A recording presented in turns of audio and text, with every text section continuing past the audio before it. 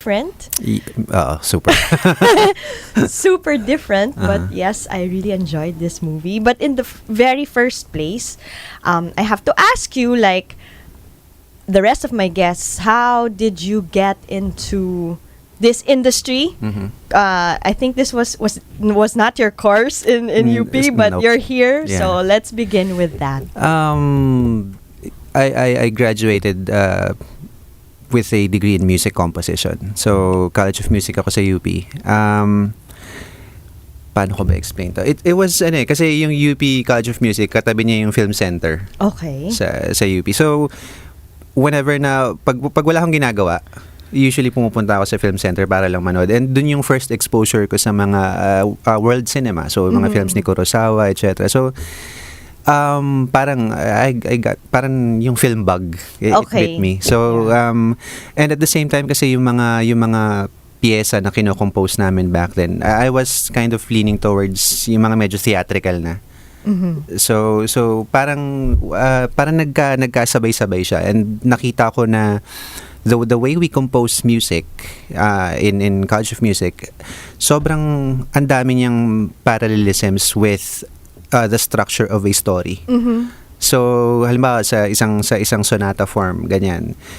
Pwede kang meron siyang 3 parts na exposition, development, recap. Yun yung sonata. When you tell a story, halimbawa isang Hollywood story, meron din siyang 3-act structure na parehong-pareho lang din yung pag-section niya. So, the transition for me was kind of easy. Yeah. Yun. And you write Yes. as well. So, apart from directing, you write. Mahirap din yun, ano? yun yung pinakamahirap na Oo. proseso. And nowadays pa naman, I always say na, we really, really need to hone the skills of our writers, because at this day and age, parang we're always looking into something fast. Yeah. And we're losing the patience, diba? When but writing entails a lot of not just creativity, but patience. Yeah, yun yung hindi ko favorite na part. Oo nga eh. I know how you feel. Yeah. So, okay, and then, of course, what was the very first thing that you've done before this movie? Sorry, I didn't. Before doing Bliss, of course, what was your very first venture? Actually, when I graduated mga 2001 or 2, ganun. And soon as I graduated, I started making short films. Pero nakagawa lang ako ng something na hindi nakakahiya, around the mga 6th or 7th short film. And then I did my first full-length film in 2007. It was called Confessional. I did the script, I did the editing, composing, sound design. I also acted in the movie. And then yun, after that, medyo nag-take off naman yung, I've done, Bliss is like my 10th film. Wow, grabe. So, how old are you, if you don't mind me asking? Turning 40. Wow. So, it's a major accomplishment. At our age, we're the same age, almost. So, that's a good thing. And now, we have this movie, Bliss. It's so different from all the other movies we've been seeing. Yeah. Pretty much. But let's talk about that. What is Bliss all about? Yung parang pinaka-basic na kwento niya is it's about this actress na she's been in showbiz since she was 12 years old. And then her name's Jane Shego. Tapos parang feeling niya na hindi siya nire-respeto ng industry. Parang artista lang siya. She wants to be an actress talaga, yung with respect. So nag-decide siya na mag-produce ng sarili niyang film. And then she got this director na parang 20 years na siyang nasa mga teleserye and gusto na rin gumawa ng full-length na film. And then somewhere along the way, na-aksidente siya while shooting the last scene of the movie. And then that starts off this weird endless cycle of abuse in her life. Oo nga eh. Ayan.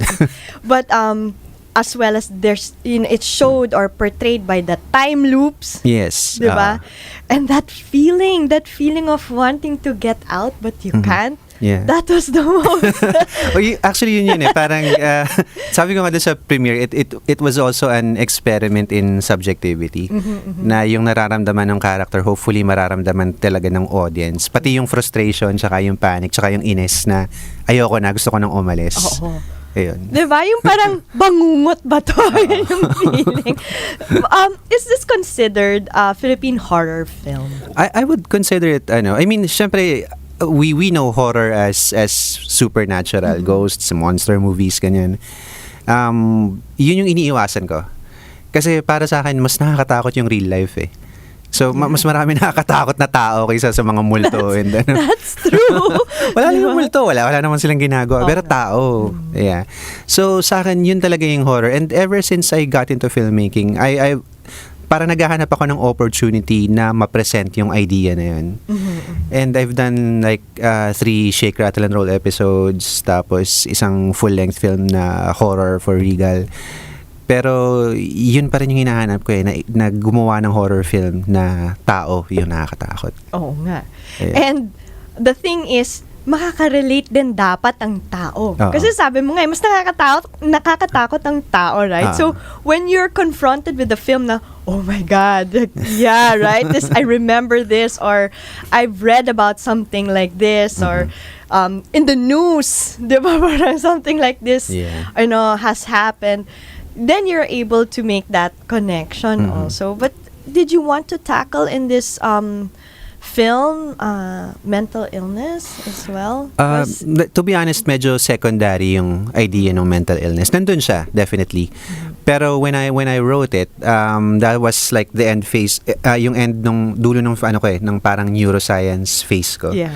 Because I was obsessing over neuroscience, mga books ko, and etc. etc. So, may isa ako doon na encounter na book na nagkaroon, yung author, nagkaroon siya ng locked-in syndrome, which is comatose siya, pero aware siya sa lahat ng nangyayari sa paligid niya.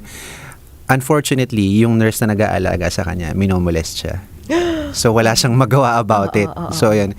Yun yung isa. Pero I was also, ayan, basta gusto ko lang, I wanted to geek out while doing a genre film. So, medyo dinaanan ko yun. Pero yung mental illness, parang byproduct na lang siya nung idea ko of geeking out on neuroscience. Okay, moving a little bit backwards, like, how do you come up with these things, right? Like, I'm sure you explore and talk about, I want to come up with this kind of movie, right? Like, how does that process begin? Over drinks? No. I'm just No. curious. For Bliss, medyo may nahirapan akong explain every time kasi sobrang daming pinagkunan. I mean, if you see the movie, sobrang tagpi-tagpi siya na iba-ibang kwento kung tutuusin eh. Isa dun sa mga seeds is it was a dream that I had na it ended up being in the movie actually. Okay. Oo, pero hindi ko na ikakwento ko ano yun. Basta panoorin na lang ng tao. Syempre. Basta I had that it was an anxiety dream. And then pero pagising ko, hindi ako na bother. Pagising ko, sabi ko, ang gandang pelikula nito, masulit. Buti na alala mo nung gising ka. Yeah. Diba? May may parang I had this phase back in college na parang tinrain ko yung sarili ko na pagising ko, isusulat ko kaagad yung panaginip ko. And usually sa isang gabi, you don't have one dream, you have different dreams. Right. Ang naalala mo lang is the last one. So usually. it's cyclical, like it's a cycle of yes.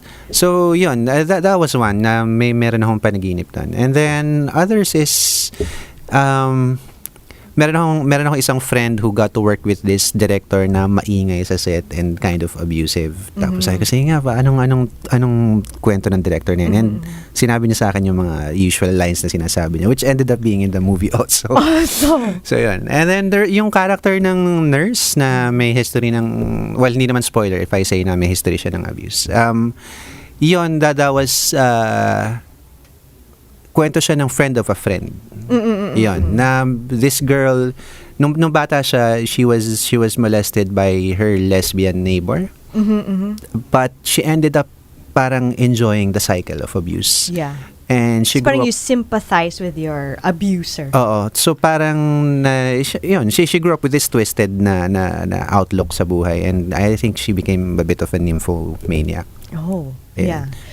Did you want to provoke anything, like, with in terms of, there were some scenes, diba, like those kind of repetitive, so was your intent there to provoke something in the human person? Well, yeah, I mean, horror is supposed to provoke. Ganun naman talaga siya. So yes, definitely.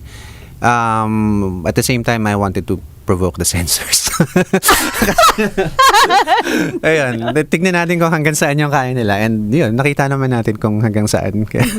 Because, these are also real issues. And sometimes, this is just my opinion, but sometimes it seems our culture maybe kind of limits us Yes. to cross over to the issues, right? Would you feel that way? Pero the strange thing is, ano lang siya parang lahat ang daming tao ngayon na sobrang exposed sa internet.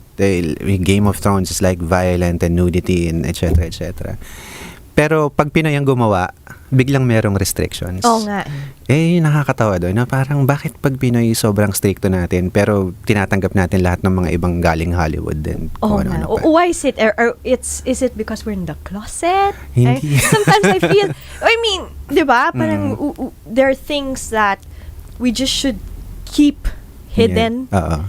Right? But at the same time, they are real things. Exactly. And it's hard to progress kung ganon, di ba? Pero in fairness din, well actually hindi. I was about to say na it's the older generation yung medyo conservative. Pero hindi kasi yung first panel na nagbigay ng X rating, isa doon was kind of medyo matanda na siya, pero yung isa actually batang-bata pa. Nagbigay siya ng X. So medyo null yung sasabihin ko na. Wag na. Okay, what about the plot? Like, did you want to start things first as, like, for lack of a better term, normal lang, tapos escalate to, Yeah, well, ganun naman usually yung style ko parang may build up hanggang sumabog at some point. Oo, sumabog talaga. And the tone. Yeah. Diba? What about the tone? Parang eerie, distressing. Yeah, well, that was the hardest part actually, yung kung paano may maintain yung tone in such a way na yung majority ng audience hindi sila kakalas dun sa pelikula. I mean, definitely may kakalas yan at some point. Pero yung majority, yun yung pinakamahirap. And also, yung hindi maging sobrang oppressive nung tone ng pelikula. So I have to balance it with some humor at some point. Yes, which I saw. That's true. Just like a short break or something. Diba? Speaking of breaks, we'll just pause for a short break. We'll be right back here on Education Radio. Stay tuned. Ito ang DZRJ 810 AM H-Rai Media, ang himpilan ng bawat Pilipino. Uy, si Miss, unang tingin pa lang, puti na. Kinis pa. Nag-Myra Vita-White Hand and Body Lotion kasi. May vitamin E beads and natural plant extracts that help nourish skin deep inside for a healthy white glow. Puti at kinis, hanggang malapitan. Yala na. Healthy white glow sa Myra Vita-White Lotion. Yan ang alagang holistic by Myra. Trusted quality healthcare. Unilab yan. Pag-asenso sa negosyo, pag-aralan at matutunan sa Negosyo ni Carancio. Mga latest updates sa merkado, mga kaalaman sa pagdinegosyo mula sa mga eksperto at maging job openings, alamin. Ihahatid sa inyo ng ating nag-iisang Carancio sa negosyo, Miguel Hill, sa Negosyo ni Carancio. Negosyo ni Carancio, tuwing Sabado 1:00 hanggang 3:00 ng hapon at Linggo 12:00 ng tanghali hanggang 1:30 ng hapon. Dito lang sa DZRJ 810 AM H-Rai Media, ang himpilan ng bawat Pilipino. At hapdi upang mabigyan tayo ng buhay at magandang kinabukasan. Sa kanyang puso, tayo'y mananahan ng magba sa walang hanggan. Siya ang ating ina. Happy Mother's Day mula sa DZRJ H-Rai Media, ang himpilan ng bawat Pilipino.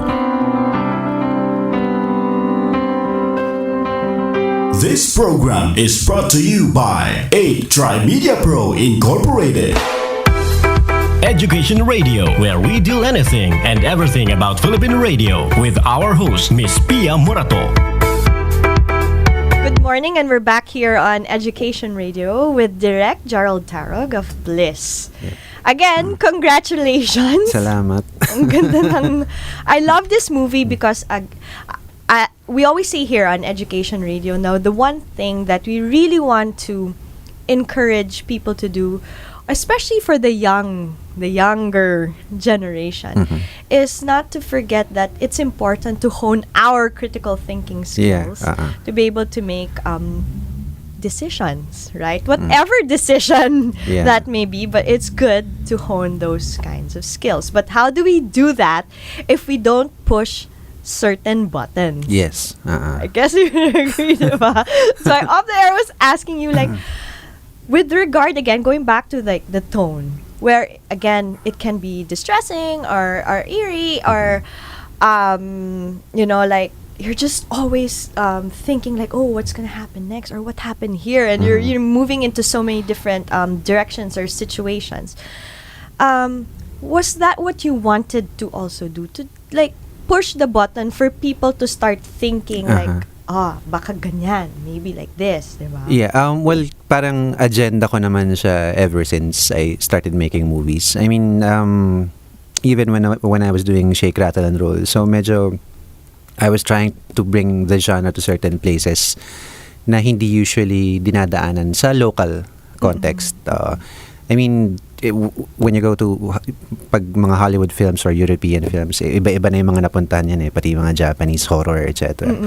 So yun. Pero for the local context, I wanted to yun nga, do something na medyo hindi lang siya entertainment, kundi napapaisip ka rin at some point. Yeah, because of course, all of us, when we watch movies, we have a mood sometimes. Diba? Like, oh, I just want to watch this because like this. But we also want to challenge ourselves. Exactly. Diba? Yeah. So that, because there are issues, they're real, right? And it's a comfort zone that we're kind of, going through, diba? And that should be seen as something challenging, but I feel more intelligent afterwards.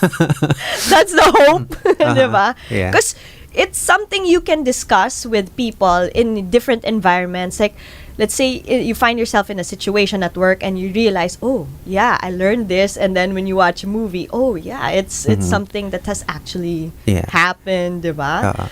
So, the acting naman, when it comes to the acting, is this hard? Like, how do you tell an actor, and considering you write as well, how do you transfer that emotion to an actor and actress? I mean, Isa Calzado's wonderful. She did amazing in this film as well.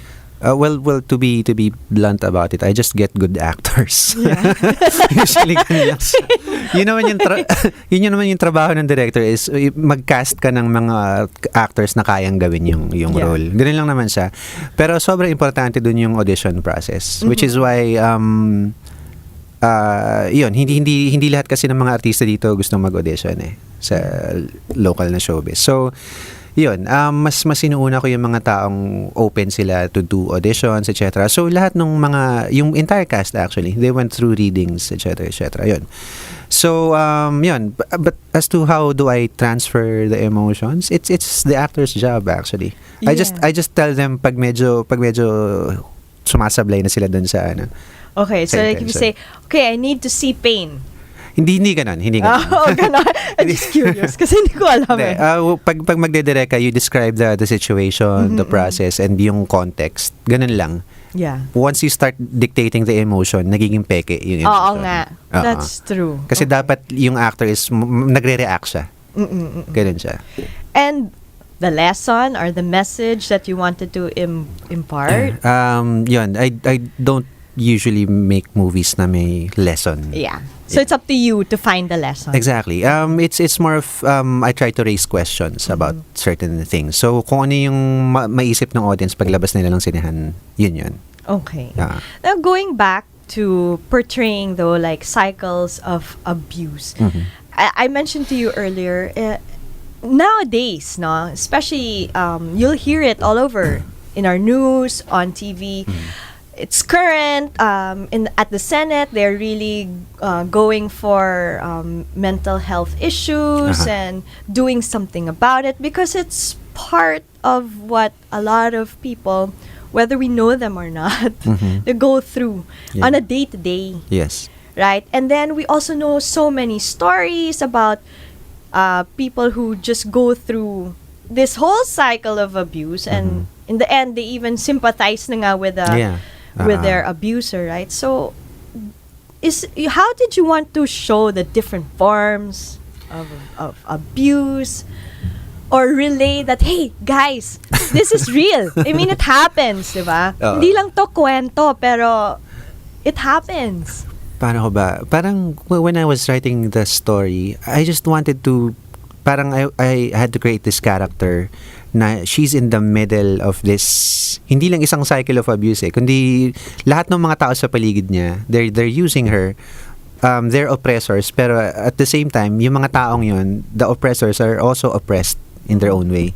So, yun yung parang pinaka-basic na idea. And, meaning, hindi lang siya abuse na psychological, you have the physical Yeah. abuse, sexual abuse, ganyan, emotional. So, lahat yun, gusto ko lang i-trap yung character na yun within that. And the idea of, well, hindi, magiging spoiler na pag mahaba pa yung sinabi. Si Louie talaga. Louie. Ayun, so yun, that's it pretty much. Yeah. And the working conditions naman in the film industry. Let's talk about Okay, that. sige. Okay, I really want to jump into that because, of course, I have no idea what it's like, but I'd love to learn, and especially for the young people who are also watching and wanting to be like you, Direk. Yeah. Okay, what's it like?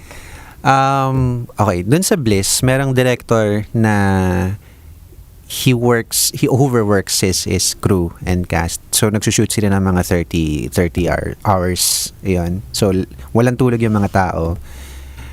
Nangyayari yan sa industry. They shoot for 30-35 hours. Ganyan. Kaya ba ng tao yun, Direk? Kinakaya nila. Kinakaya. I mean, I always hear that. Kinakaya, ma'am. Or kinakaya Yeah. namin na gawin yun. Pero, Pero may may effect yan eventually. Of course. Oo. So, hindi siya healthy. Nangyayari yun. Sa set ko, ina-avoid namin siya. Pero minsan, ang hirap, hindi mo maiwasan talaga na aabot ka ng 24 hours na gising. Pero hanggat kaya, we do 16 to 20 hours, kanyan.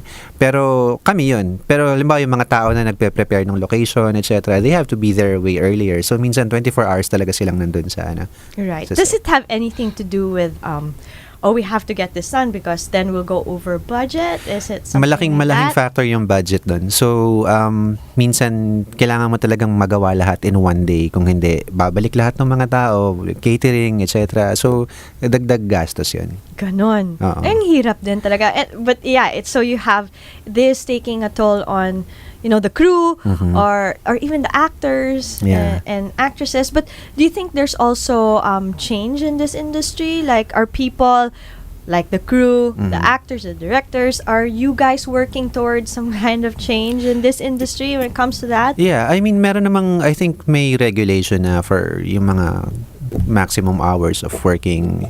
And ako, on my end, I just try to be as efficient as possible. Kasi usually ang malaking, from what I hear, kasi I don't really watch other directors' work, pero ang naririnig ko is usually pagdating nila sa set, dun pa lang sila nag-iisip kung ano yung shot, etc. So what we do is we over-prepare. Okay, that's good. Okay, that's important. Oo. Okay. So as in lahat ng shots planado na before we come into the set. So pagdating namin sa set, lahat ng mga tao alam na nila kung saan sila pupunta, kung saan pupwesto yung camera. Yung mga actors, pwede nilang itanong sa crew kung ilang shots na lang ba yung gagawin. So ayun. Yeah. Well, that's a good thing that you're saying that because, of course, to affect change, you're gonna have to look at yourself also, Yeah. like, okay, what can I start doing to make Oo. things different? So, over-preparing. If you young ones are, since you young ones are listening, over-prepare. On the upside naman, direct, like, what are the good things, that you as a crew go through? I'm sure you bond. Yeah, may palaging merong sense na family actually after a shoot. Unless na nag-away-away kayong lahat dun sa set, no? Pero palaging may ganun. May malakas na bond lalo na pag matagal yung shooting period. So, ayun. And Sa set ko naman kasi I try to make it as light as possible. So wala namang, as much as possible, walang sigawan, walang ganyan. Ako personally, hindi naman ako naninigaw eh. So, yung assistant director ko lang yung naninigaw. Kung, yan, trabaho niya na yan kung magtaray. Ano.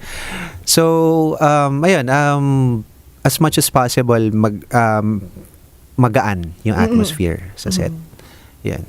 And what about the writing? I have to go back to that, okay? Because in this industry, also in the broadcast industry, I also tell the young people na, hey, writing matters. 'Di ba? So, hindi lang tayo humaharap sa TV, sa set, 'di ba? Pero our material is like, that's the meat. Yeah. Right? And nowadays, I find that it could be a struggle. Would you agree also when I say this? On one end, it could be a struggle. Well, para sa akin kasi yung writing ang pinakamahirap nga talaga. And mahirap siya kasi kailangan kong i-contain yung entire thing sa loob ng utak ko before I actually write the script. Minsan, bihira ako na nag-i-explore habang nagsusulat. So, kailangan parang buo na yung kwento sa utak ko. Ang sakit sa ulo nun, actually. And then, I write the thing. Tapos, wala pa rin guarantee na after masulat mo siya, okay yung kwento. So, mahabang proseso siya ng rewrite and rewrite and rewrite hanggang maging acceptable siya. Oo nga eh. And, of course, the young ones nga, they have to learn this, di ba? Kasi, they always ask, no? Parang, paano ko kaya mapapakita na ito yung gusto kong mangyari? Tapos sinusulat ko pa, pero hindi ko ma-impart, di ba? So, I'm writing this pa lang, I'm writing the content pa lang, pero I can't seem to put it in writing, right? So, what kind of advice or process can you give to them? Is it authenticity? Well, kasama yun. Pero kung sa storytelling, okay, pagdating sa storytelling, para sa akin, importante na alam mo lang kung saan matatapos yung kwento. So, before you write something, dapat alam mo na yung ending. Para alam mo na, alam mo kung saan ka pupunta. So, I mean, you can go anywhere, pero once na madating mo yung gusto mong puntahan, that's it. Hindi ka mahirapan na, hindi ka mawawala. Yun. Importante yun. Okay, let's go to censorship issues. Okay. Why did Bliss get an X rating? Alright. Merong guidelines ang MTRCB na kasama doon is if the film appeals to the prurient interest, which is overly, parang obsessively about sex. Yun yung ibig sabihin nun. And then may isa pa na medyo hindi ko maalala sa ngayon. Pero yun yung ginamit nung first panel para gawing X yung pelikula. The thing is, ang nakakatawa dito, yung first panel, inamin nila na hindi sila na-offend dun sa pelikula. Okay? One of them said na, ako personally, hindi ako na-offend dyan. Pero paano yung mga tao na blah blah blah. Tapos yung isa sa kanila, sabi niya, naintindihan ko na intellectual yung pelikula, pero baka ang makita ng iba ay yung nudity. Gano'n. So they censored the film in favor of this conservative na grupo na posibleng ma-offend. But what happened afterwards is mas madami pang na-offend dahil nagbigay sila ng X rating. Dahil tinanggalan ng MTRCB ng karapatan yung Filipino population to make up their own minds. Yeah. 'Di ba? Kasi pag sinabi mong X, lahat ng 18 and above, walang adults sa Pilipinas basically. Ganun yung nangyari. Everybody's children, lahat sila. So yun yung nangyari doon. And right after I got the X rating, nag-prepare na ako for the appeal. And inaral ko na siya. And tinignan ko kung saan nanggaling yung mga guidelines ng MTRCB, which is actually galing sa mga ibang court cases na about censorship. Okay? And ang pinaka-valid na reason lang pala to give an X rating is if the film presents a clear and present danger to the state. Yun lang yun. So, kung bibigyan ng MTRCB ng X rating yung pelikula, the burden of proof is on them to show that yung nudity tsaka yung violence dun sa pelikula presents a clear and present danger to the state. Oh, so it's MTRCB's duty. Yeah. Yes. Hold that thought. We'll just pause for a short break. We'll be right back here on Education Radio. Stay tuned. Ito ang DZRJ 810 AM A-Try Media, ang himpilan ng bawat Pilipino.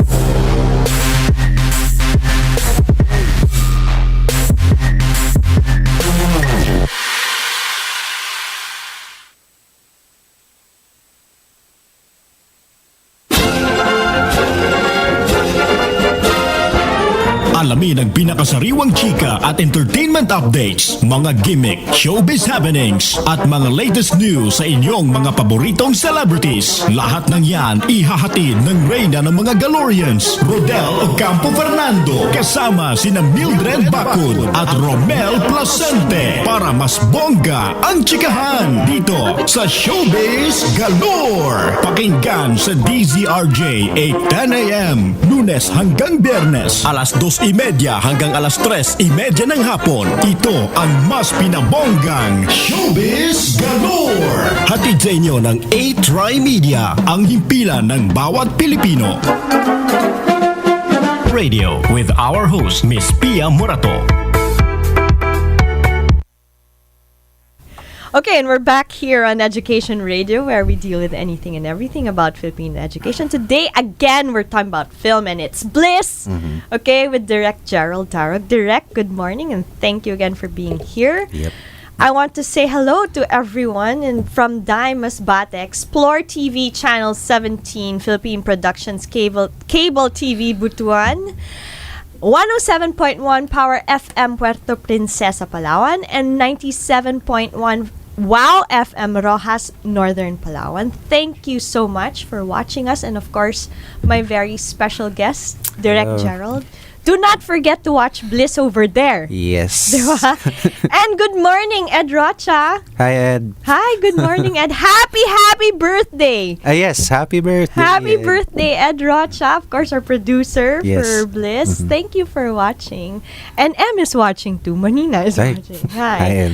Okay, so before we went for a break, you're saying that the burden of proof, or is that correct? Yes. Really is on MTRCB with regard to X rating, and that it could be a threat Yeah, to the state. Oo. Okay.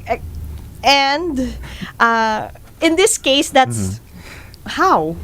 Paano yun yung tricky dun eh. Kasi I think hindi na naisip ng MTRCB kasi they were just looking at the guidelines. Pero yun nga yan, bago mabigyan ng X yun, dapat ma-prove ng MTRCB na yung nudity ni Iza Calzado presents a clear and present danger to the state. At the same time, hindi sila pwede magsabi na basta-basta na X lang yung isang pelikula. Kasi kasama dun sa mga previous na court rulings that put those guidelines in place. Sinasabi doon na hindi pwedeng gumawa ng personal appraisal of what the public welfare may acquire. May require. Oo. So hindi pwedeng gumawa ang isang panel ng personal appraisal lang na ito yung good for the public. Okay. Hindi sila pwedeng gumawa na. And it's ever flowing. Yes, right? exactly. Mindset of the Yun. public, I guess. Oo. And dapat once they present proof na clear and present danger siya, hindi siya conjectural. Dapat as in clear and convincing objective na evidence. Yun yung malinaw na nakalagay sa mga previous court rulings bago dumating yung guidelines na yun. So, what did you do? Like, how did you come into... Now, that's the funny part. Kasi nahanda ko na lahat yun. Research ko lahat yun. abogado ka pa rin pala. Direct! No, tapos pagdating ko dun sa second panel, hindi ko na nagamit kasi sabi nung second panel, okay na, R18 na. Thank God. Yeah, pero at least alam ko na lahat yun. Yeah. Diba? Amazing. So, of course, the reaction naman initially, nung na-X rating kayo, Yeah. the public, what was... Nakatulong. So, thank you, MTRCB, for giving us an X rating. Kasi, Yeah. kung hindi, that was additional publicity for us. Right. Kasi, right from the start, nahihirapan kami na i-promote yung pelikula. Kasi, walang ganitong pelikula sa Pilipinas so far. So, hindi namin alam talaga kung paano siya ipopromote na consistent. And then, suddenly, biglang nagkaroon ng X rating. Parang, okay, gamitin natin to. Okay, there was a free screening, di ba, in UP. yeah. So, malamang mga millennials siguro na Madami, actually. Ano yung naging reaction naman nila? Karamihan sa kanila, gustong-gusto nila yung pelikula. And what we did in UP was we held a survey na ano yung rating na ibibigay nyo dun sa pelikula. That was before I made the second appeal. So, mga roughly 700 to 800 students yung dumating. And then, hindi lahat sa kanila students, by the way. Pero, ang 500 voted for R18, tapos mga 200 something voted for R16. 10 nag-vote ng X. So, yung pinoprotektahan ng first panel na conservative group, yung 10 na yun. Okay. Everyone else na na-offend was the 700 people.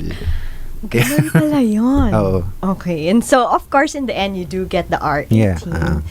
And that's a good thing. Yes. And maraming hindi na adults di ba, nanonood ka, Yes. sa movie. But again, in line of censorship now, why is it that it seems MTRCB or censorship here in the Philippines, pero sino pa ba kung hindi si MTRCB, di ba? They're more lenient, would you think, to Hollywood films, di ba, rather than our own films. Yes, sa business side, mas maluwag talaga sila pagdating sa Hollywood kasi kumikita yung Hollywood films.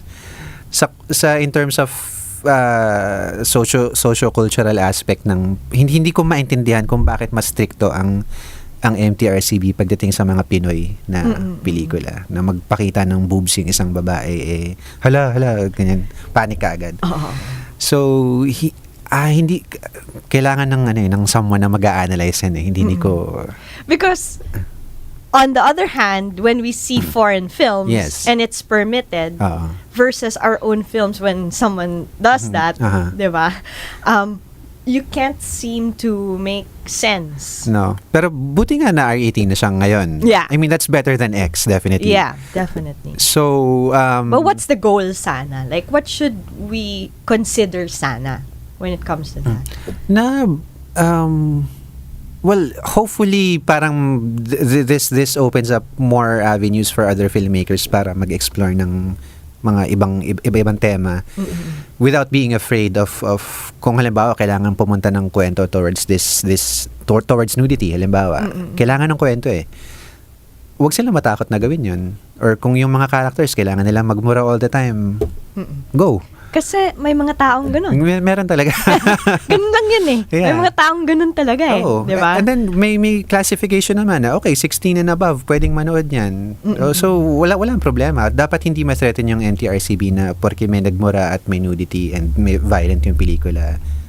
Ayun, X na kaagad. Oo. I want to say hello to Jean Enriquez. Sis, thank you for watching. Of course, she's one of our not only our advocates, so I think she's the strong woman. Kung may strong man, may strong woman. Yeah. Sa ating anti-human trafficking, dito sa Pilipinas. And back to the millennials, direct. I have to also put this out. I get this impression, at least it's my feeling for some time na okay, in the Philippines, before anyone ever becomes sikat, dapat sumisikat muna siya, 'di ba, sa ibang bansa para ma-recognize dito sa Pilipinas. We have a thing for, oh my gosh, she's like American Filipina. This, suddenly, we have claims right away. We watch certain shows and she's part Filipina, he's part Filipino, and we're like, oh, ang galing na yan. You get what I mean? I know. Bakit tayo ganyan? Well, the easy answer is pwede mo siyang i-trace sa colonial mentality natin na I mean, yun nga, never tayo nagkaroon ng period sa history natin na meron tayong sariling identity. Okay. Never talaga. I mean, from 1500s onwards, we were colonized by Spain, and then we just had that very, very brief window of independence. And then biglang pasok na naman yung mga Amerikano. And everything before that and during those times, walang unity yung Pilipino. As in, naglalaban-laban sila. You have Moros attacking Manila and Bicol, etc. And then you have like mga people from the north hiring people to attack people from the south, etc. Basta ganun, malabo-labo siya. Ayun, so I don't think na meron tayong pride. And hindi ko ma-imagine kung kailan darating yun. Ganda yung sinasabi mo. Oo. So our sense of identity also comes from that having pride, in ourselves. Right?